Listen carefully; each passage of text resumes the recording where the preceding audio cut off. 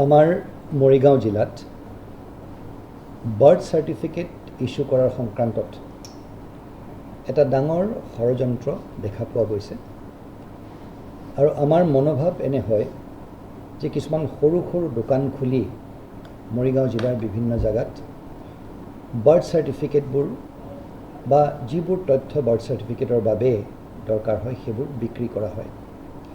এতিয়া উদাহৰণস্বৰূপে এখন বাৰ্থ চাৰ্টিফিকেট যদি ধৰি লওক হস্পিটেলত যেতিয়া বাচ্চাটোৰ জন্ম হয় হস্পিটেলতে সেই বাৰ্থ চাৰ্টিফিকেটখন দিয়ে, সেই বাৰ্থ চাৰ্টিফিকেটখন যদি সেই হস্পিটেলখনৰ পৰা লোৱা নহয় তেতিয়াহ'লে সেই বাৰ্থ চাৰ্টিফিকেটখন হস্পিটেলৰ পৰা ইস্যু হ'বলৈ সাধাৰণতে নিয়ম অনুযায়ী DC অফিচত এপ্লাই কৰিব লাগে আৰু DC অফিচত যেতিয়া এপ্লাই কৰে কিছুমান তথ্য আছে, সেইখিনি হৈছে আপোনাৰ medical certificate, non availability certificate যাক আমি ফৰ্ম নম্বৰ 10 বুলি কওঁ, স্কুল চাৰ্টিফিকেট যোনবোৰ 6 বছৰ ওপৰৰ ল'ৰা ছোৱালী, তাৰপিছত এফিডেভিট, তাৰপিছত এড্ৰেছ প্ৰুফ, এপ্লিকেশ্যন ফৰ্ম আৰু গাঁওবুঢ়াৰ চাৰ্টিফিকেট, সেইখিনি লোৱা হয় আৰু সেইখিনি আমি ভেৰিফাই কৰোঁ।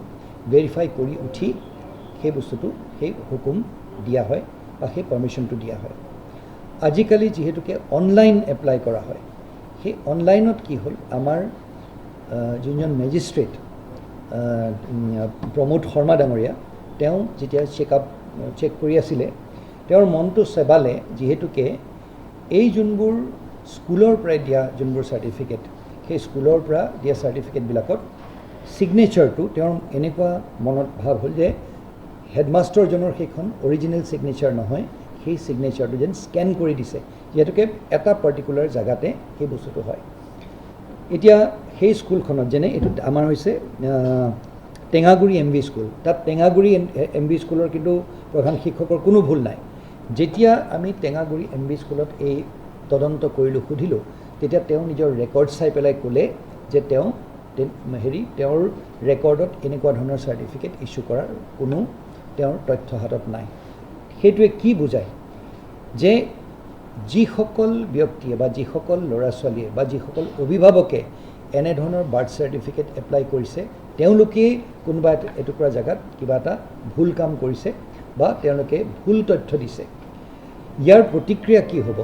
ইয়াৰ প্ৰতিক্ৰিয়া এইটো হ'ব যে এজন মানুহে যেনেকৈ পায় যেনেকৈ নহওক তেনেকৈ বাৰ্থ চাৰ্টিফিকেট ইস্যু কৰি গৈ থাকিব, হঠাৎ তেওঁ ক'ব যে এখন বাৰ্থ চাৰ্টিফিকেট প্ৰডিউচ কৰিব যে মোৰ বয়স ইমান। ডাক্তৰসকলে, এতিয়া মই উদাহৰণস্বৰূপে যদি মই ক'বলৈ যাওঁ তেতিয়াহ'লে আপোনাৰ মৈৰাবাৰী CHCত যেতিয়া আমাৰ মেজিষ্ট্ৰেট প্ৰমোদ শৰ্মা ডাঙৰীয়া গ'ল, তেতিয়া তাত গৈ পেলাই কৈছে যে তেওঁলোকে ইস্যু কৰি আছে, তেওঁলোকে কি ইস্যু কৰিছে, মেডিকেল চাৰ্টিফিকেট কৰিছে আৰু নন এভেইলেবিলিটি চাৰ্টিফিকেট তেওঁলোকে ইস্যু কৰি আছে। ইস্যু নম্বৰ পৰ্যন্ত দিছে, কিন্তু যেতিয়া আমি ৰেকৰ্ড দেখুৱাবলৈ কওঁ তেওঁৰ হাতত ৰেকৰ্ড একো নাই।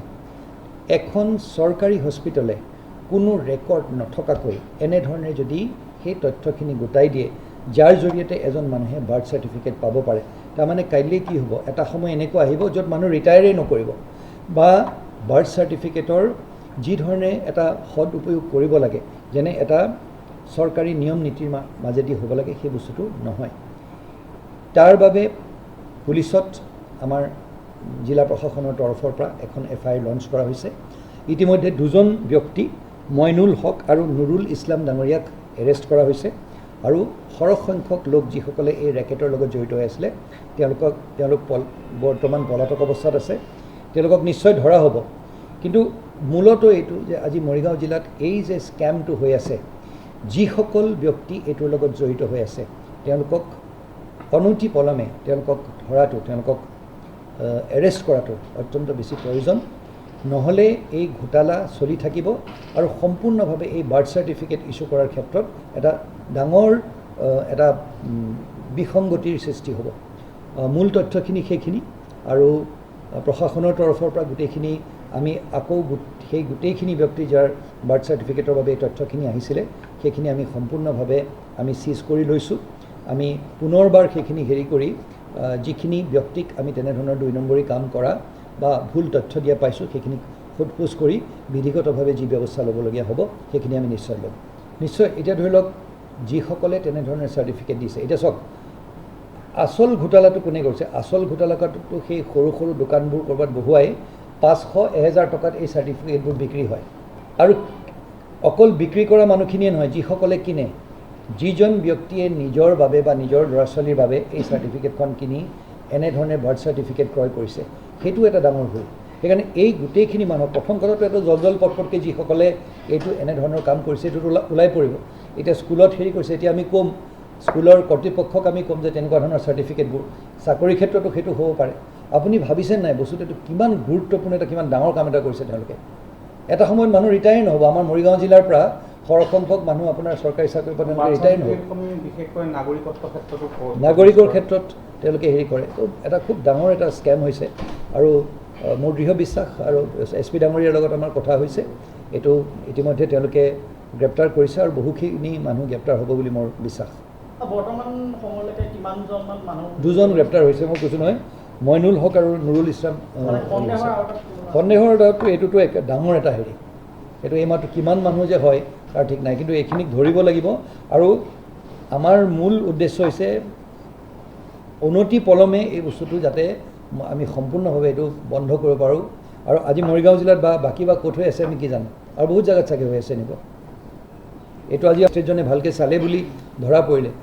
মই মেজিষ্ট্ৰেটজনক মই ধন্যবাদ জনাব বিচাৰোঁ, প্ৰমোদ শৰ্মা ডাঙৰীয়াক। খুব সুন্দৰ কাম কৰিছে তেওঁ।